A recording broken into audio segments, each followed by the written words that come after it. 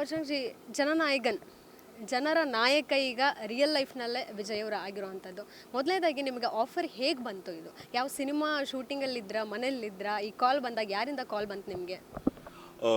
ನಾನು ಆ್ಯಕ್ಚುಲಿ ಹೇಳಬೇಕಂದ್ರೆ ತುಂಬ ಒಂದು ಒಳ್ಳೆ ಪ್ರಾಜೆಕ್ಟಿಗೆ ವೆಯ್ಟ್ ಮಾಡ್ತಾಯಿದ್ದೆ ಆ ಟೈಮಲ್ಲಿ. ಅಪೆಂಡಿಕ್ಸ್ ಆಪ್ರೇಷನ್ ಆಗಿಬಿಟ್ಟಿತ್ತು ನನಗೆ. ಒಂದು 6 to 8 months ರೆಸ್ಟಲ್ಲಿದ್ದೆ, ಏನೂ ಮಾಡೋಕ್ಕಾಗ್ತಿರ್ಲಿಲ್ಲ ಆ ಟೈಮಲ್ಲಿ. ಮಿಡ್ಡಲ್ಲಿ ಆಫರ್ ಬಂದಿದ್ದು ಆ್ಯಕ್ಚುಲಿ ಜನನಾಯಕ ನೋಡಿ. ಸಲಾರಲ್ಲಿ ತುಂಬ ಇಂಪ್ರೆಸ್ ಆಗಿ ವಿನೋದ್ ಸರ್ ಆಫರ್ ಮಾಡಿದ್ದೆ ಆ್ಯಕ್ಚುಲಿ. ಆಮೇಲೆ ಪ್ರೊಡಕ್ಷನಿಂದ ಕಾಲ್ ಬಂತು, ಕತೆ ಹೇಳಿದರು, ಓಕೆ ಆಯಿತು. ನನಗೆ ಕೂಡ ಮಾಡೋದು ಈ ಪ್ರಾಜೆಕ್ಟ್ ಮಾಡಿದ್ರೆ ಚೆನ್ನಾಗಿರುತ್ತೆ ಅಂತ ಅನಿಸ್ತು. ಬಟ್ ಅಂದರೆ ತುಂಬ ಮೇಕವರ್ ಇತ್ತು ಆ್ಯಕ್ಚುಲಿ, ಮಾಡ್ಕೋಬೇಕಾಗಿತ್ತು. ಅಂದರೆ ನನಗೆ ಆಪ್ರೇಟ್ ಆದಮೇಲೆ I am losing a weight actually.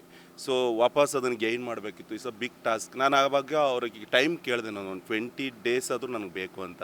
So ಆಮೇಲೆ ವರ್ಕೌಟ್ ಮಾಡಿಕೊಂಡು ಆಮೇಲೆ ಏನೇನು ಬೇಕಲ್ವ ಅದನ್ನೆಲ್ಲ ರೀಕವರ್ ಮಾಡಿಕೊಂಡು ಶೂಟಿಂಗ್ ಹೋಗಿದ್ದು.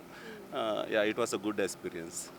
ಈಗ 20 ದಿನ ನೀವೇನು ಕಾಲಾವಧಿ ಕೇಳಿದ್ರಿ, ಅದಾದಮೇಲೆ ಸೆಟ್ಟಿಗೆ ಹೋದ್ರಿ, ಎಷ್ಟು ದಿನ ಶೂಟ್ ಮಾಡಿದ್ರಿ? ಅರೌಂಡ್ 23 days ಶೂಟ್ ಮಾಡಿದ್ವಿ ವಿಜಯ್ ಸರ್ ಜೊತೆ.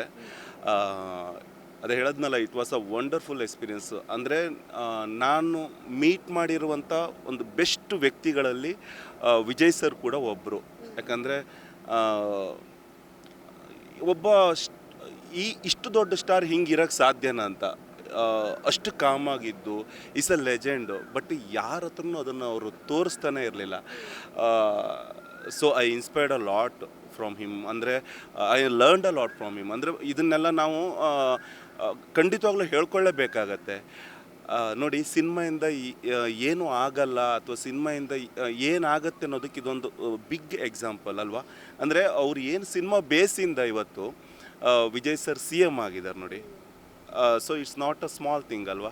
ಅಂದರೆ ನಾನೇ ಕೇಳ್ಪಟ್ಟಿದ್ದೀನಿ, ಸಿನಿಮಾಯಿಂದ ಏನಾಗಲ್ಲ, ಇಟ್ಸ್ ಓಕೆ. ಅಂದರೆ ಜನರು ನೋಡ್ತಾರೆ, ಎಂಟರ್ಟೈನ್ಮೆಂಟ್ ಪರ್ಪಸ್ಗೆ ನೋಡ್ತಾರೆ, ಅಲ್ಲಿ ಬಿಡ್ತಾರೆ ಅಂತ. ನೋಡಿ, ಹುಡುಗರಾಗಲಿ, ಅಂಕಲ್ ಆಗಲಿ, ಆಂಟೀಸ್ ಆಗಲಿ, ಎಲ್ಲರೂ ಅವ್ರನ್ನ ಸ್ಪೀಚ್ನ ಅಥವಾ ಅವ್ರ ಅಜೆಂಡಕ್ಕೆ ಮೋಟಿವೇಟ್ ಆಗಿ ವೋಟ್ ಮಾಡಿ CM ಲೆವೆಲಿಗೆ ತಂದು ನಿಲ್ಲಿಸಿದ್ದಾರೆ. ಇದಕ್ಕಿಂತ ಏನು ಬೇಕು ಮೇಡಮ್ ಹೇಳಿ? ಸಿನಿಮಾಯಿಂದ ಏನೆಲ್ಲ ಆಗುತ್ತೆ ಅನ್ನೋದಕ್ಕೆ ಇದೊಂದು big example. I am very proud actually. ಯಾಕಂದರೆ ಈ ಥರದ್ದೊಂದು ಸಿಚುವೇಶನ್ನ ಅಥವಾ ಈ ಥರ ಮೂಮೆಂಟಮ್ನ ನಾನು ನನ್ನ ಕಣ್ಣಾರೆ ನೋಡ್ತಿದ್ದೀನಿ ಅನ್ನೋದಕ್ಕೆ. ಇಟ್ಸ್ ಅರೌಂಡ್ 1.5 year ಆಯಿತು. ಅಂದರೆ 1 year ಆಯಿತು, ಸಾರಿ. Jan 9th ರಿಲೀಸ್ ಆಗಬೇಕಿತ್ತು ಸಿನಿಮಾ. 1 year ಆಯಿತು. ಶೂಟೆಲ್ಲ ಕಂಪ್ಲೀಟಾಗಿ 1 year ಆಯಿತು.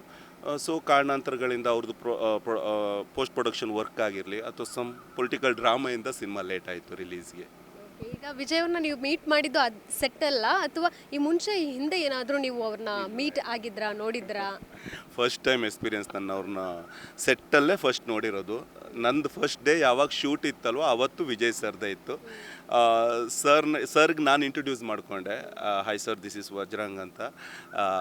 ಸೊ ಅವರು ಆವಾಗ ಹಾಯ್ ಬ್ರೋ ಅಂತೇಳಿ ನನಗೆ ಇದು ಕೊಡ್ತಾರೆ. ಅಂದರೆ ಆ ವೈಬ್ರೇಷನ್ ತುಂಬ ಚೆನ್ನಾಗಿತ್ತು ಅವ್ರ ಜೊತೆ. ನಾನು ಹೇಳದ್ನಲ್ಲ, ಆ ಥರ ವ್ಯಕ್ತಿನ ನಾನು ಕೂಡ ಮೀಟ್ ಮಾಡಿರೋದೇ ಒಂದು ದೊಡ್ಡ ವಿಚಾರ. ಅದು ಸುಮ್ಮನೆ ಹೇಳೋಕ್ಕಾಗಲ್ಲ, ಅದು ಕೆಲವೊಂದೆಲ್ಲ ಪದಗಳಲ್ಲಿ ಹೇಳೋಕ್ಕಾಗಲ್ಲ. ಇವತ್ತವ್ರು CM ಆಗಿರ್ಬೋದು, ಅವಾಗ CM ಆಗಿರಲಿಲ್ಲ. ಬಟ್ ಇವತ್ತವ್ರು ನಾನು ನೋಡ್ತಾ ಇರ್ತೀನಲ್ಲ, ಸಮ್ ವೀಡಿಯೋಸ್ ಬರುತ್ತೆ ಅಥವಾ ಅದಕ್ಕೂ ಇದಕ್ಕೂ ಕಂಪೇರ್ ಮಾಡಿಕೊಂಡ್ರೆ, ಇಲ್ಲ ಇವ್ರು ಇರೋದೇ ಹಿಂಗೆ ಅಂತ ಅನಿಸ್ಬಿಡುತ್ತೆ. ನನ್ನ ಒಬ್ಬನ ಜೊತೆ ಅಂತಲ್ಲ, ಎಲ್ಲರ ಜೊತೆಗೇನೆ ನನಗೆ ತುಂಬ ಹೆಮ್ಮೆ ಆಗ್ತಿದೆ. ಅವರು ವಿಜಯ್ ಸರ್ ನನಗೆ ಫ್ರೆಂಡ್ ಅಂತ. ಯಾಕಂದರೆ 22 days 23 days ಜರ್ನಿ ಮಾಡಿದ್ದೀನಿ.